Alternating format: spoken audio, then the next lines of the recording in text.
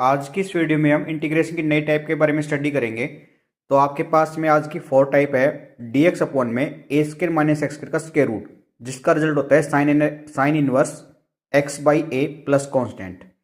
अगर मैं इसका प्रूफ देखूं तो आपको याद रखना है कि डिनोमिनेटर में कहीं पे भी आपको ए स्क्र माइनस एक्स स्क्र आ जाए तो आपको हमेशा एक्स बराबर में ए साइन थीटा पुट करना है। देखिए, इन टाइप का स्टडी करने का मतलब ही यही है ताकि आपको आइडिया रहे कि कहां पर किस वैल्यू को पुट करना है क्वेश्चन के अकॉर्डिंग।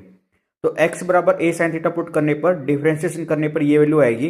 तो मैंने वहां पर dx की जगह पे a cos थीटा पुट किया इंटू डी थीटा, और नीचे x की जगह पे a साइन थीटा पुट कराने पर वैल्यू कुछ ऐसे आएगी।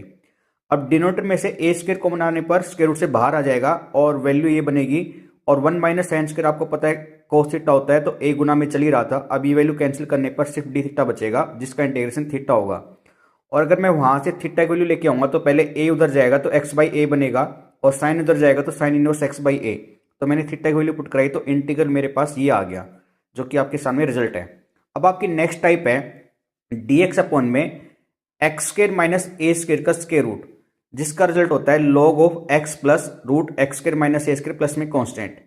अब मैं इसका प्रूफ दिखाना चाहता हूं, तो आपको ये टाइप याद रखनी है। अगर डिनोमिनेटर में X square minus A square आएगा तो एक्स बराबर में ए सीकेंड थीटा पुट करना है।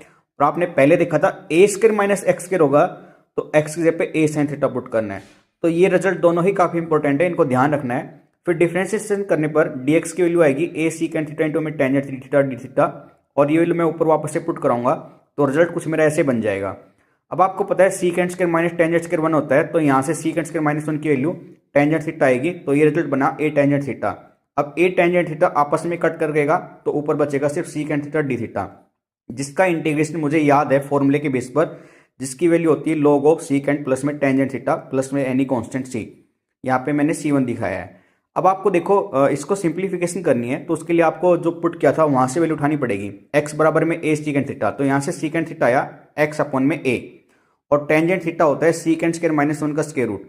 तो यहाँ पे सीकेंड थीटा की वैल्यू पुट करने पर टेंजेंट थीटा की वैल्यू ये वाली आ जाएगी एक्स स्क्वायर माइनस ए स्क्वायर रूट अपॉन में a। अब मैंने ये सारी value log सीकेंड plus tangent theta में पुट कराई तो रिजल्ट कुछ ऐसे बना, और एलसीएम लेने पर ये रिजल्ट कुछ ऐसे आएगा।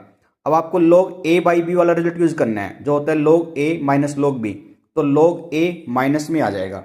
अब log a भी कांस्टेंट है, क्योंकि a कोई भी इंटीजर होगा उसकी वैल्यू रहेगी कांस्टेंट में, और c1 भी कांस्टेंट है। तो log a और c1 को एक मैंने कैपिटल कांस्टेंट मान लिया, जिसको रिप्रेजेंट किया c से। तो इंटीग्रल मेरा कुछ ऐसे आ गया, जो कि आपका गिवन इंटीग्रल की टाइप का रिजल्ट है। तो आपको ये पॉइंट याद रखने हैं, आपको वहां पे क्या पुट करना है। ऐसी शॉर्ट वीडियो के लिए लाइक एंड सब्सक्राइब जरूर करें।